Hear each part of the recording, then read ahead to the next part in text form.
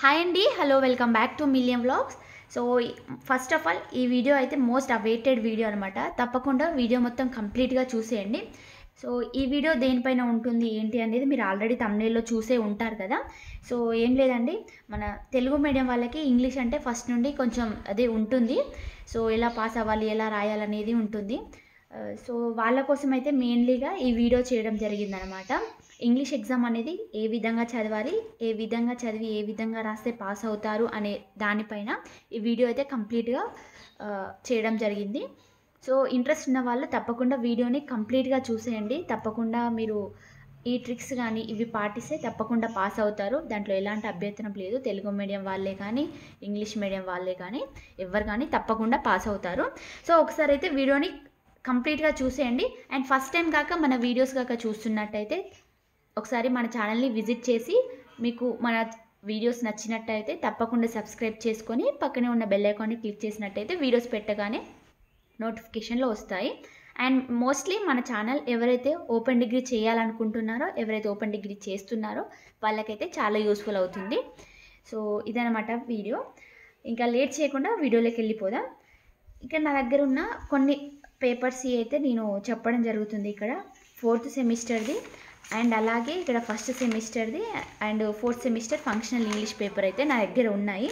So ప్రస్తుతానికి ఇవి మాత్రమే ఉన్నాయి నా దగ్గర. సో ఇవి నేను వీటిని ఆధారంగా చేసుకొని అయితే నేను చెప్తాను. బట్ మీకు ఒక కంప్లీట్ ఇన్ఫర్మేషన్ అయితే ఇవ్వడానికి ట్రై చేస్తాను.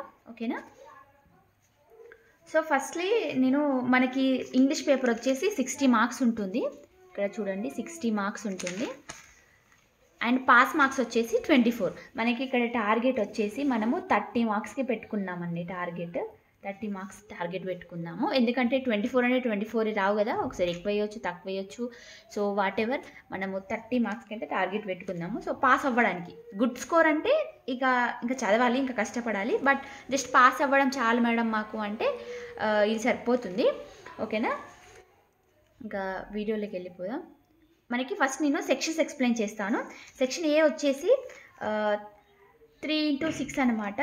మనకి 6 క్వశ్చన్స్ ఇస్తారు. చూడండి 6 క్వశ్చన్స్ ఇస్తారు. మనం ఏవైనా 3 అటెండ్ చేయాలి. అండ్ అలాగే సెక్షన్ బి వచ్చేసి మనకి 3 క్వశ్చన్స్ ఉంటాయి. ఒక్కొక్క క్వశ్చన్కి వచ్చేసి 10 మార్క్స్. అండ్ ఒక్కొక్క క్వశ్చన్లో మనకి ఏ ఆర్ బి ఆప్షన్ ఇస్తారు. ఇక్కడ 7 ఉంది కదా, ఏ ఆర్ బి, ఇందులో ఏదైనా ఒకటి రాసుకోవచ్చు. సో ఆ విధంగా మనమైతే ఒక్కొక్క క్వశ్చన్ నుండి ఒక్కొక్క క్వశ్చన్ అయితే రాయాలన్నమాట. అంటే ఇప్పుడు 7th నుంచి ఏ రాశారనుకో, మళ్ళీ 8th నుంచి బి వస్తే బి రాయండి, 9th నుంచి ఏ వస్తే ఏ, బి వస్తే బి, ఏదైనా ఒకటి. సో ఈ విధంగా 3 అటెండ్ చేయాలి. ఈచ్ క్వశ్చన్ వచ్చేసి 10 మార్క్స్ ఉంటుంది. So 3 × 10 = 30 marks. ఇక్కడ మనకి 30 marks. And also last c section వచ్చేసి మనకి 2 క్వశ్చన్స్ ఇస్తారు. ఒక క్వశ్చన్ వచ్చేసి 12 మార్క్స్. మనం అలాగే ఇక్కడ మనం 30 లైన్స్ అయితే రాయాల్సి వస్తుంది. సో 12 మార్క్స్ అంటే మామూలుగా వేయరు కదా, ఎంతో కొంత రాయాలి కదా. సో ఆ విధంగా అనమాట. సో మనం ఇక్కడ మనకి ఫస్ట్ సి సెక్షన్ నుంచి వెళ్ళిపోదాము. ఎందుకంటే ఇక్కడ జస్ట్ మనకి 2 క్వశ్చన్స్ ఇస్తారు. Any one of the following అయితే రాయాల్సి ఉంటుంది. ఓకేనా? ఒక్క నిమిషం అండి. సో ఇక్కడ చూడండి, ఇక్కడ మనకి ఎక్కువగా అడిగే క్వశ్చన్స్ ఎలాంటివి ఉంటాయో చెప్తాను. ఫస్ట్ మనకి ఫార్మల్ ఇన్విటేషన్స్, ఇన్ఫార్మల్ ఇన్విటేషన్స్ కానీ, ఫార్మల్ లెటర్స్ కానీ, ఇన్ఫార్మల్ లెటర్స్ కానీ, లేదంటే మనకి సంథింగ్ నోటీసులు కానీ, లేకపోతే ఏమన్నా పోస్టర్స్ కానీ ఇలాంటివి ప్రిపేర్ చేయమని అడుగుతారు ఎక్కువగా. మ్యాథ్స్ ఇలాంటి క్వశ్చన్సే వస్తాయి. ఒకసారి చూద్దాము. ఇక్కడ మనకి ఒకటి ఫార్మల్ ఇన్విటేషన్ అడిగారు, నెక్స్ట్ వచ్చేసి ఇక్కడ నోటీస్ అడిగారు. ఓకేనా? అండ్ ఆల్సో నెక్స్ట్ ఇక్కడ మనము ఈ పేపర్లో చూద్దాము. 4th సెమిస్టర్ పేపర్లో ఒకసారి చూద్దాము ఏం అడిగారో. లాస్ట్ వీక్లో టెక్స్ట్ అడిగారు ఇక్కడ. And also mind while designing slides. ఓకేనా? ఇలాంటి కొంచెం పెద్ద టైప్ క్వశ్చన్స్ అడుగుతారు. ఓకేనా? మనకి ఇక్కడ ఫార్మల్ లెటర్స్ అవి సరే ఇక్కడ ప్రజెంటేషన్స్ అడిగారు, 10 మార్క్స్లో అడిగారు మనకి. ఇలాంటి ఒక్కొక్కసారి మనకి ఇక్కడ 12 మార్క్స్లో వచ్చే ఛాన్స్ కూడా ఉంటుంది. ఓకేనా? అండ్ ఆల్సో ఇక్కడ చూద్దాము. చూడండి ఇక్కడ మనకి 12 మార్క్స్ ఆన్సర్లో dos and don'ts of interview అని ఇచ్చారు. అండ్ అలాగే resume apply for manager position in an MNC company. ఇక్కడ రెజ్యూమ్ లాంటివి ఇలాంటివి ఇస్తారనమాట. మ్యాక్సిమం ఇలాంటివే వస్తాయి. సో మనం ఎప్పుడు కానీ ఈ formal letters, informal letters, posters, నోటీసులు అండ్ అలాగే ఇప్పుడు మనం resume and interviews, dose and ఇంటర్వ్యూకి సంబంధించింది అండ్ అలాగే ఇలాంటి టెక్స్ట్లు కానీ ఇలాంటివి అయితే మనము ప్రిపేర్ అయి ఉండాలి. రిపోర్ట్ రైటింగ్ కానీ ఉంటాయి కదా, సో అలాంటివి మనము ప్రిపేర్ అయి ఉంటే 12 మార్క్స్కి వచ్చే ఛాన్స్ ఉంటుంది అవి. ఓకేనా? సో ఆ విధంగా ఇప్పుడు మనం 3 పేపర్స్లో చూసినట్టయితే మ్యాథ్స్ అలాంటి క్వశ్చన్సే ఉన్నాయి కదా. సో మనం మ్యాక్సిమం నేను చెప్తున్నాను మ్యాక్సిమం మనకు అలాంటి క్వశ్చన్స్ వచ్చే ఛాన్స్ ఉంటుంది 12 మార్క్స్కి. సో అవి మన టెక్స్ట్ బుక్లో కనబడినట్టయితే 1కి 2 సార్లు అయితే వాటి ఫార్మాట్స్ చూసుకోండి. డేట్ ఎక్కడ, టు ఎక్కడ, ఫ్రమ్ ఎక్కడ, దా అంటే దా, టు, ద, మేనేజర్, ఇట్లా కొన్ని ఫార్మాట్స్ ఉంటాయి కదా. ఫార్మల్ లెటర్కి ఒక ఫార్మాట్ ఉంటుంది, ఇన్ఫార్మల్కి ఒక ఫార్మాట్ ఉంటుంది, ఆ విధంగా ఉంటాయి కదా. సో ఆ ఫార్మాట్స్ అన్నీ చూసుకోండి. రెజ్యూమ్ ఎలా రాయాలి, ఏం కదా అని అన్నీ ఒకసారి అయితే చూసేసుకోండి. సో ఇదన్నమాట. ఇక్కడ మీకు ఒక క్లారిటీ అనేది వచ్చింది అనుకుంటున్నాను. మనకి 12 మార్క్స్ ఆన్సర్లో నేను ఇప్పుడు చెప్పిన లాంటి క్వశ్చన్స్ అయితే ప్రిపేర్ అవ్వండి. అలాంటివి క్వశ్చన్సే వస్తాయి. ఒకవేళ మనకి ఇక్కడ 12 మార్క్స్లో తప్పినా కానీ మనకి ఇంకా 10 మార్క్స్లో వచ్చే ఛాన్స్ ఉంటుంది. ఓకేనా? 10 మార్క్స్లో అయినా వచ్చే ఛాన్స్ ఉంటుంది, దాంట్లో డౌటే లేదు. షూర్గా పేపర్లో అయితే ఒకటి ఉంటుంది ఇలాంటి టైప్లో. రెజ్యూమే కానీ, డాక్యుమెంట్ రైటింగే కానీ, నోటీస్లే కానీ, ఫార్మల్ ఇన్విటేషన్సే కానీ ఏదైనా ఒకటైతే షూర్గా వస్తుంది. సో అది 10 మార్క్స్కి రావచ్చు, 12 మార్క్స్కి రావచ్చు. సో అదనమాట. అండ్ ఆల్సో ఇక్కడ మనము ఇంకా 10 మార్క్స్కి క్వశ్చన్స్ చూసుకున్నట్టయితే అయితే నేను చెప్పేది ఏంటంటే ఇంగ్లీష్ మీడియం వాళ్ళు ఈజీగా రాస్తారు. ఒకసారి చూసినా కానీ వాళ్ళకి చదవగానే అర్థమైపోతుంది కదా. సింపుల్గా ఓన్గా రాసే క్వశ్చన్స్ కూడా ఉంటాయి. వాళ్ళు అలాంటివి చూస్ చేసుకొని వాళ్ళు రాసే ఛాన్స్ ఉంటుంది. కానీ తెలుగు మీడియం వాళ్ళకి అలా కాదు కదా. వాళ్ళు చదివితేనే రాయగలుగుతారు ఇంగ్లీష్ అనేది. బట్ వాళ్ళ తెలుగు వాళ్ళు చదవకుండా డైరెక్ట్ పోయినా రాసేస్తారు కదా. సో ఆ విధంగా ఉంటుందన్నమాట ఎవరి లాంగ్వేజ్ వాళ్ళకి. అయితే మీరు ఏం చేయాలంటే మన లెసన్స్ ఉంటాయి కదా టెక్స్ట్ బుక్లో, ఆడ ఫస్ట్ మీరు ఒకసారి చూడగానే అర్థం కావు. నేను కూడా ఫస్ట్ సెమ్లో అలాగే కన్ఫ్యూజ్ అయ్యాను. ఒకసారి చూడగానే అర్థం కావు ఆ ఫార్మాట్స్ కానీ అవి కానీ. సో 1కి 2 సార్లు ఒక లెసన్ని ఫాలో అవ్వండి. 1కి 2 సార్లు ఒకసారి లెసన్ని ఇట్లా ఒకసారి చూడండి. చూస్తే మనకి ఏమేమి అడిగారు ఏంటి అని అర్థమవుతుంది. సో ఒకసారి ఆ హెడ్డింగ్స్ని బట్టి ఏం అడిగారు, ఏం చదవాలి అనేది ఒకసారి చదువుకోండి. అండ్ ఆల్సో వాటి వెనకాల ఉన్న క్వశ్చన్స్ కూడా ఒకసారి చూసేయండి. ఓకేనా? ఇక్కడ చూడండి, మనకి సింపుల్గా ఇది మనకి 12 మార్క్స్కి ఇవ్వకుండా 6 మార్క్స్లో అసలుకి రిపోర్ట్ అంటే ఏంటిది, వాటి ఫీచర్స్ ఏంటి సింపుల్గా అడిగేశారు. రిపోర్ట్ అంటే మీనింగ్ ఏంటి, వాటి ఫీచర్స్ ఏంటి, రిపోర్ట్లో ఏమేమి రాస్తారని చెప్పి అడుగుతున్నారు సింపుల్గా. సో ఇలాంటివి వస్తాయి. అండ్ ఇక్కడ కూడా చూడండి, understanding, analysing and evaluating help in reading A paragraph. అవి ఎలా హెల్ప్ అవుతాయి అని అడుగుతారు. ఇవి కూడా ఇంగ్లీష్ మీడియం వాళ్ళు అయితే ఈజీగా రాసేస్తారు. పర్పస్ ఆఫ్ రెజ్యూమ్ పర్పస్ ఏంటిది, ఇది కూడా ఓన్గా రాసేసుకోవచ్చు. టైప్స్ ఆఫ్ ఇంటర్వ్యూస్, ఎన్ని టైప్స్ ఉన్నాయి అవి మనకు చదివితే అర్థమవుతుంది. ఓకేనా? అండ్ నెక్స్ట్ వెళ్ళిపోతే ఇక్కడ మీకు లాస్ట్లో ఒకటి చెప్తాను. ఎందుకంటే తెలుగు మీడియం వాళ్ళకి ఇంగ్లీష్ మీడియం వాళ్ళకి ఒక డిఫరెన్స్ అనేది ఉంటుంది. సో అదేంటి అనేది నేను ఎక్స్ప్లెయిన్ చేస్తాను. అండ్ ఆల్సో లాస్ట్కి అయితే మిస్ కాకండి, ఒక ఫన్నీ జోక్ కూడా చెప్తాను. మా ఫ్రెండ్కి నాకు జరిగిన ఒక ఇన్సిడెంట్.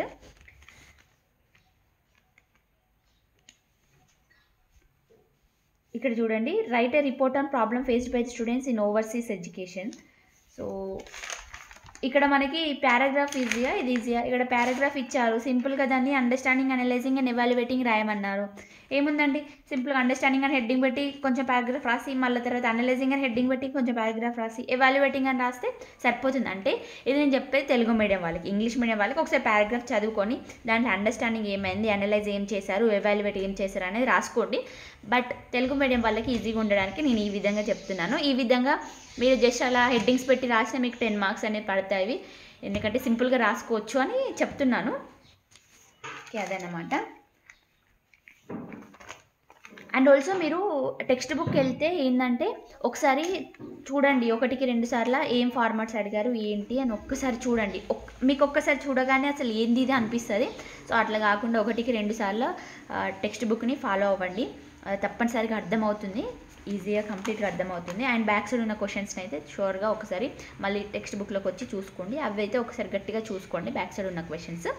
అండ్ అలాగే సో ఇంకా వీడియో అయితే లెంత్ చేయకుండా నేను క్విక్గా చెప్పేస్తాను. ఏంటంటే ఇక్కడ ఒకటి మీకు క్వశ్చన్ ఉంది కదా, మనకి 10 మార్క్స్ క్వశ్చన్ అనమాట. ఇక్కడ మనకి ఈ ఒక పారాగ్రాఫ్ అనమాట, ఇది జంబుల్డ్గా ఇచ్చారు. ఓకేనా, ఈ 4 సెంటెన్స్లలో జంబుల్డ్గా ఇచ్చారు. దీన్ని కరెక్ట్ ఆర్డర్లో అరేంజ్ చేయమని అడుగుతున్నారు. కరెక్ట్ ఆర్డర్లో అరేంజ్ చేయడం అంటే ఏంది? సో ఇక్కడ మనకి చూడండి, ఇక్కడ 4th ఇచ్చారు, ఇది ఫస్ట్ వస్తుంది. According to the aspiring minds అని ఉంది కదా, ఇది ఫస్ట్ వస్తుంది. తర్వాత నెక్స్ట్ ఇది సెకండ్ది వస్తుంది, నెక్స్ట్ థర్డ్. ఈ విధంగా మనం అరేంజ్ చేసి మళ్ళీ అది రీరైట్ రాయాలన్నట్టు. అయితే మా ఫ్రెండ్ ఒక తెలుగు మీడియము, తనకు అర్థం కాలేదు అసలుకి ఏం అడిగిల్లో ఏమో, ఇంత పెద్ద క్వశ్చన్ ఏం అడిగిల్లో ఏమో అనుకున్నది. యాక్చువల్గా తను అటెంప్ట్ చేస్తే సింపుల్ ఉన్నట్టు రాసిన దానికి 7 to 8 మార్క్స్ అన్న పడేవి. అసలు వదిలేసిందంట, మొత్తం క్వశ్చనే వదిలేసిందంట. నేను తర్వాత వచ్చాక చెప్పాను, లైక్ ఇది సింపుల్, ఇలా నువ్వు ఉన్నట్టు రాసిన అయిపోయేది కదా, కనీసం నీకు 5 to 6 మార్క్స్ అన్న పడేవి అని చెప్పాను. సో తను ఫెయిల్ అయింది ఆ సబ్జెక్టు. అయితే నేను నా ముందట ఆమెకి హెల్ప్ చేశాను అనమాట. లైక్ ఆమె కూడా తెలుగు మీడియము. చెప్పాను లైక్ ఇక్కడని ఫస్ట్ది సెకండ్ పెట్టుకో, 4th ఫస్ట్ పెట్టుకో అని చెప్పాను. సో తను ఏం చేసింది, సేమ్ చెప్పినట్టుగా పెట్టుకుంది, సేమ్ అదే రాసింది. ఏముందండి, 10 మార్క్స్ అవుట్ ఆఫ్ 10కి కనీసం 8 మార్క్స్ అయినా వచ్చే ఛాన్స్ ఉంటుంది కదా. సో ఆ విధంగా చిన్న చిన్న మిస్టేక్ల వల్ల ఇప్పుడు 5 to 6 మార్క్స్ లాస్ అయ్యిందే కాక ఫెయిల్ అయింది సబ్జెక్ట్. సో ఆ విధంగా జరుగుతాయి అనమాట. మీకు తెలియకపోతే మీ పక్కన ఒక్కొక్కసారి అడగండి, ఏం కాదు, టైం చూసి అడగండి. ఇలా చెప్తుంది ఏంటి మా అనుకోకండి, ఏం పర్లేదు, ఒక్కొక్కసారి అవే మనకి పాస్ అవ్వడానికి కూడా ఛాన్స్ ఉంటుంది. సో ఆ విధంగా అడిగి తెలుసుకోండి. అండ్ ఎవరైనా ఇంగ్లీష్ మీడియం వాళ్ళు ఉన్నా, మీ పక్కన తెలుగు మీడియం వాళ్ళు ఉంటే షూర్గా హెల్ప్ చేయండి వాళ్ళకి. సో ఇదన్నమాట, మన వ్యూవర్స్, మన సబ్స్క్రైబర్స్ అందరూ పాస్ అవ్వాలనే నా కోరిక. ఇంతకు ఇలా చెప్తుంది ఏంటి అని అనుకోకండి, మీరందరూ పాస్ అవ్వాలనేది నా అల్టిమేట్ ఎయిమ్. సో అదనమాట సింపుల్గా. ఇక్కడ కూడా ఇది నేను అంతే కదా, అండర్స్టాండింగ్, అనలైజింగ్, ఎవాల్యుయేటింగ్ అని హెడ్డింగ్స్ పెట్టేసి అల్ల కొంచెం రాసేస్తే అయిపోతుంది సింపుల్గా. అండ్ మిగతా క్వశ్చన్స్ మీరు బ్యాక్ సైడ్ ఫాలో అవ్వండి. అండ్ ఆల్సో ఇక్కడ కొన్ని క్వశ్చన్స్ ఉన్నాయి. ప్రజెంటేషన్స్ అడుగుతున్నారు, ఒక పారాగ్రాఫ్ ఇచ్చి దాంతో మీకు ఏం అర్థమైందని అడుగుతారు. ఈ విధంగా అది కూడా రాసేయండి. సో ఇలా ఉంటుందన్నమాట పేపర్. ఐ థింక్ అర్థమైంది. అండ్ ఆల్సో మీకు ఇంకా ఏమన్నా డూస్ అండ్ డోంట్స్ లాంటివి, అడ్వాంటేజెస్ అండ్ డిసడ్వాంటేజెస్ ఈ విధంగా వచ్చాయి అనుకో, దానికి ఒక మంచిగా బాక్స్ డ్రా చేసి ఒక వే ఆఫ్ ఒక ప్యాటర్న్లో మంచిగా రాసేయండి. ఇట్లా మంచిగా మనకి ఒక ఆన్సర్ని క్లియర్గా రాసామంటే ఆటోమేటిక్గా ఆ నీట్నెస్కి మనకు మార్కులు పడిపోతాయి. అండ్ ఆల్సో ఇంకేదైనా మీరు పారాగ్రాఫ్లో రాయాలనుకుంటే ఒక్కటే పేజీలో మొత్తం ఇట్లా కంప్లీట్గా రాయకండి. అది ఆ పారాగ్రాఫ్ని ఒక 6-7 లైన్స్ ఒక పారాగ్రాఫ్, మళ్ళీ ఇంకో కొత్త పారాగ్రాఫ్, 5-6 లైన్స్ మళ్ళీ ఒక పారాగ్రాఫ్, మళ్ళీ ఇంకో పారాగ్రాఫ్, ఆ విధంగా దాన్ని స్ప్లిట్ చేస్తూ రాస్తే చూడ్డానికి కూడా నీట్గా అనిపిస్తుంది. లేకపోతే ఒక్కటే పేపర్లో మొత్తం ఇట్లా కంప్లీట్గా ఏదో రోడ్ పోసినట్టు ఇట్లా రాస్తే అది అసలు చూడబుద్ధి కాదు, ఫస్ట్ అసలు కరెక్షన్ కూడా చేయబుద్ధి కాదు నన్ను అడిగితే. సో ఆ విధంగా. అండ్ ఆల్సో పేపర్కి ఎప్పుడు కానీ నీట్ ప్రజెంటేషన్ ఉండాలి. ఇది పేపర్ అనుకుంటే మనం ఫస్ట్ లైన్స్ డ్రా చేసుకోవాలి, అంటే సైడ్ బార్డర్స్ డ్రా చేయాలి. అండ్ ఆల్సో ఎవ్రీ ఆన్సర్ తర్వాత కూడా మనం అండర్లైన్, అంటే ఎవ్రీ ఆన్సర్ టు ఆన్సర్కి మధ్యలో లైన్స్ అనేవి డ్రా చేస్తే మనకి ఆన్సర్ రైటింగ్ అనేది నీట్గా కనబడుతుంది. అండ్ ఆల్సో మీకు ఏమన్నా మనకి ఇందులో పాయింట్స్ టైప్లా అట్లా ఇట్లా అడిగితే కనుక మంచిగా నీట్గా రాయడానికి ట్రై చేయండి, పాయింట్ టు పాయింట్ నీట్గా ట్రై చేయండి. అండ్ అలాగే ఇంకోటి ఏంటంటే మనకి ఇట్లా లెటర్స్ కానీ, ఫార్మల్ లెటర్స్ కానీ, లెటర్స్ ఏమన్నా రాయమంటారు కదా, సో ఎవరికన్నా రాయమని చెప్పడానికి అప్పుడు మీరు కామాస్ కానీ పంక్చుయేషన్స్ కానీ నీట్గా రాయడానికి ట్రై చేయండి.